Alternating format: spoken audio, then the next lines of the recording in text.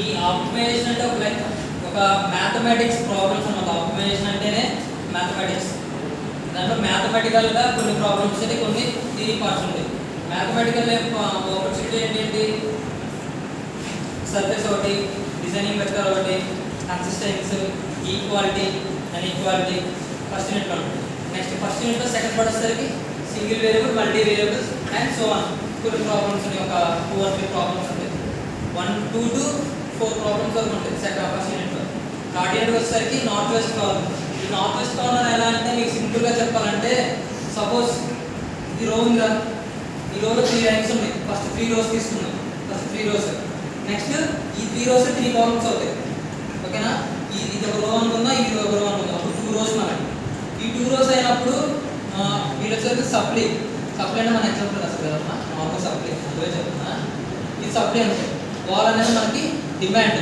అంటే ఎలాగంటే సపోజ్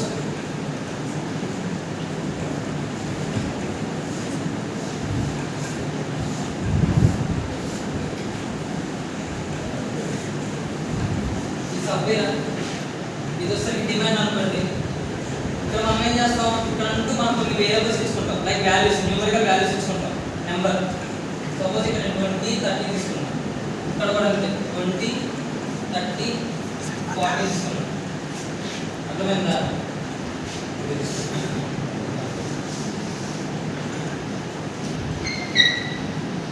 ఇక్కడ 20, 30 తీసుకున్నా, ఇక్కడ 20, 30 తీసుకున్నా.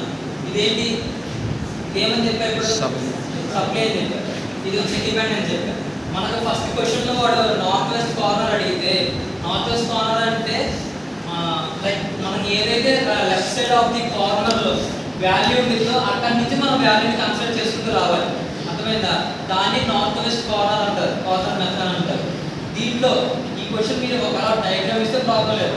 డయాగ్రామ్ ఈ బాక్స్ ఇవ్వకుండా మీరు రాయాలి అనుకుంటే మీకు నచ్చిన మీరు వాల్యూస్ వేసేసుకొని దానికి మీరు సప్లై అండ్ డిమాండ్ ఇచ్చుకోవాలి. అర్థమవుతుందా? సప్లై అండ్ డిమాండ్ ఇచ్చుకోవాలి. ఈ సప్లై అండ్ డిమాండ్ మీరు ఎలా చేయాలంటే సప్లై అండ్ డిమాండ్ అనేది ఈక్వల్ అయిందా కాదా, ఈక్వల్ ఆర్ నాట్ ఈక్వల్, ఈ రెండు మీరు కన్సిడర్ చేసుకోవాలి. అంటే ఎలాగా, ఇప్పుడు ఇక్కడ 30, 20 ఉంది, ఎంత 50. ఇక్కడ 30, 20 ఉంది, అప్పుడు ఎంత 50. అప్పుడు సప్లై అండ్ డిమాండ్ రెండు ఈక్వల్ అయింది కదా.